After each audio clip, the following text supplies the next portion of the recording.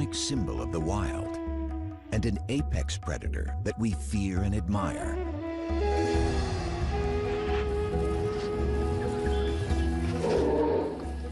In our imaginations, they roam the jungle. But today, many tigers have never even seen the wild. The vast majority of them spend their lives in captivity. Princess is an American tiger, a distant relative of her wild ancestors. She doesn't even know how to hunt. Most tigers in America aren't found in zoos. They're privately owned. There are more than twice as many of them as the highly endangered wild tiger. This could change if new legislation is passed that would ban the private ownership and breeding of tigers.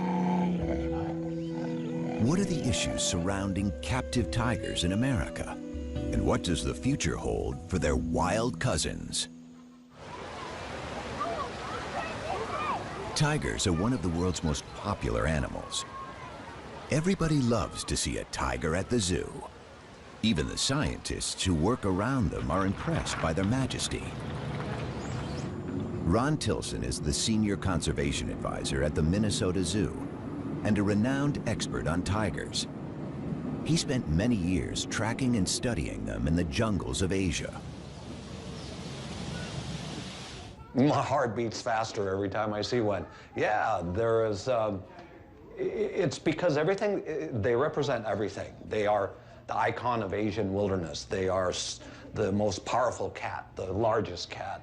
They are, in my opinion, one of the most attractive cats. But it's also the fact that essentially we have evolved as a species with the tiger, and the tiger is one of the only animals on Earth that preys and eats people. And when a tiger looks at a human being, I think the tiger sees us for exactly what we are. We are nothing more than a piece of meat.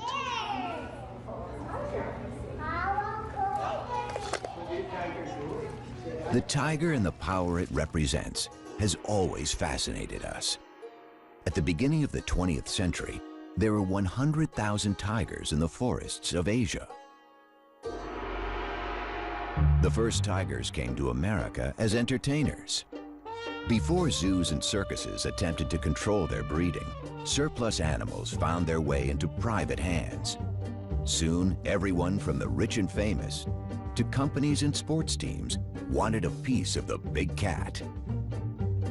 For some Americans, like the character of Tony Montana in the movie Scarface, owning a tiger became a symbol of success.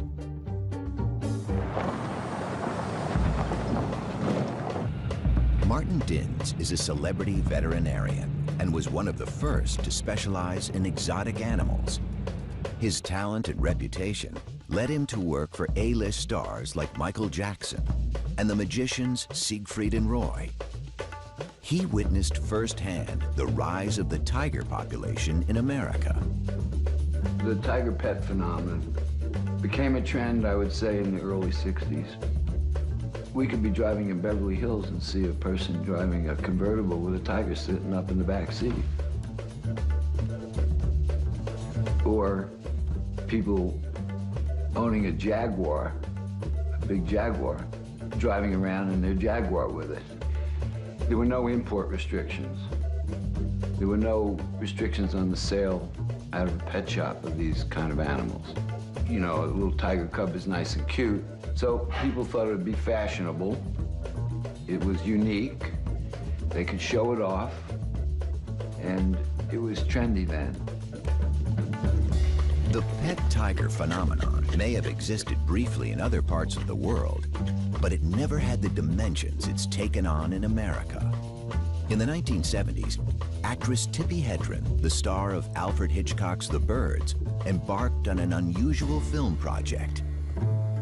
She starred in the movie Roar, where actors and crew members rubbed shoulders with dozens of lions and tigers. I can't believe we did all that we were foolish enough to do it. So many of us were hurt. you know, that it was,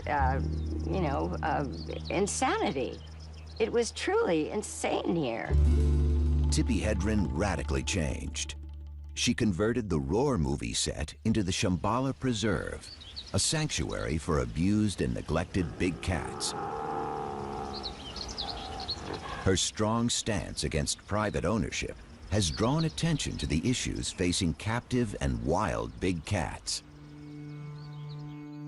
In the wild, tigers are threatened by habitat destruction and human encroachment. They've been hunted and poached for their skins. Most of all, they suffered from the illegal trade of their parts for use in traditional medicine. 97% of the species have been wiped out over the last 100 years. And with only 3,200 wild tigers left, they are facing a total crisis. Well, just about everything has been tried, and just about everything has failed. Everyone is trying to think through how to go about making a future for tigers, and the bottom line is that we've failed in every example. There is no one place you can put your finger and say, aha, here's the magic formula on how to save tigers. Tigers have been on the endangered species list since it was established. In 1973, it became illegal to import tigers born in the wild. So the tigers living in the United States today are American, born and raised. The population of captive tigers has been steadily growing. In the wild, a female spends a couple of years teaching her 3 or 4 cubs how to hunt and fend for themselves. But in captivity, she can breed every year. Today, most American tigers are privately owned, and some people still keep them as pets. Susanna Kukol and Scott Shoemaker live in the small town of Pahrump, Nevada, with their 6 tigers. Hi, baby. I know. Mama's girl, huh? If your definition of pet is something you throw food at and it's nice and docile, okay, then that's not a tiger. That's my girl. That's my girl. Oh, that's my girl. In the cage, it's just fun. Outside, that's when it's like, okay, we are going for the walk, we are gonna go for the training. So outside is like you are in school. In the cage, it's, okay, it's their place, it's their home. Oh, somebody's being cute. So basically, that's the golden rule. You don't push them into any serious training in the cage, and you never ever turn the back on a tiger. But not all captive tigers are pets or collector's items. Some private owners see themselves as conservationists and believe America is the tiger's Noah's Ark. Patty Perry runs her own Center for Conservation and Education in Southern California. She is also the vice president of the Feline Conservation Federation, the largest organization promoting private ownership and breeding of captive exotic cats in the United States. It's far from perfect, but in our world today, we have to have captive breeders, private captive breeders. We have to have private educators, because the zoos can't do it all. You don't get that kind of contact and that kind of one-on-one at a zoo. They have been poached, they have been hunted for their pelts and for their internal organs, and we have very, very low populations. This is Prana, the standard. The Snow White is Vishnu. This is my little red-headed stepchild, and this is the one, the golden tabby. He's gonna be our biggest tiger here. The tigers is very much an emotional bond. They respond emotionally. I got them all as babies, so I bottle raised them. So there is that connection. You know, they identify me as, you know, mom with the milk. Who wants to feed a tiger? I'll kind of start on this end and give you guys a chance. I want you to hold the stick. Just hold the stick and put it right through there. Come and have a bite. Okay, who's next? These cats, being 6 generations, right, you know, captive bred, and their, you know, their primary contact being human beings, are not going to be the same as a cat that's in the wild. It's a completely different animal. But will they ever be domesticated? No. They're wild animals.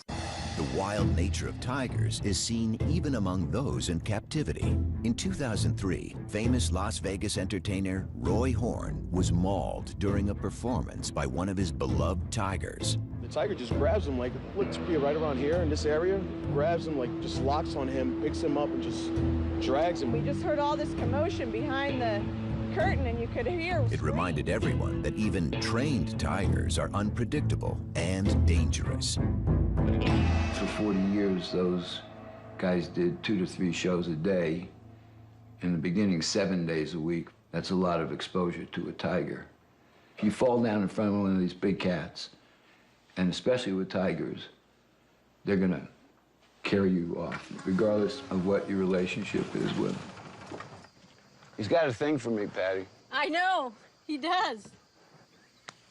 In my career as a zoological veterinarian, I've worked the gamut of facilities and owners that have tigers. There's the zoos, there's the circuses, there's the private collectors.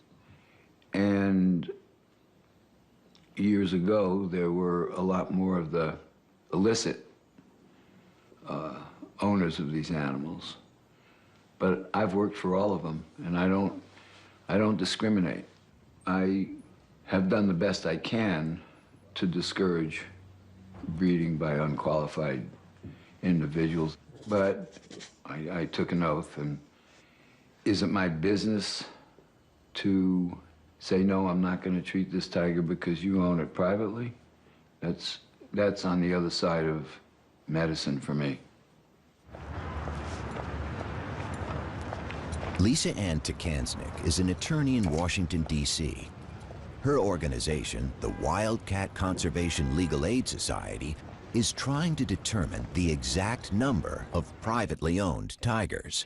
Hey, I'm calling to follow up with you on the tiger research. You were going to finalize some of the numbers for which state are you still working on? What are we looking at? Alabama? The actual number of tigers in the United States is still a matter of speculation. But the enforcement of laws already in place is problematic.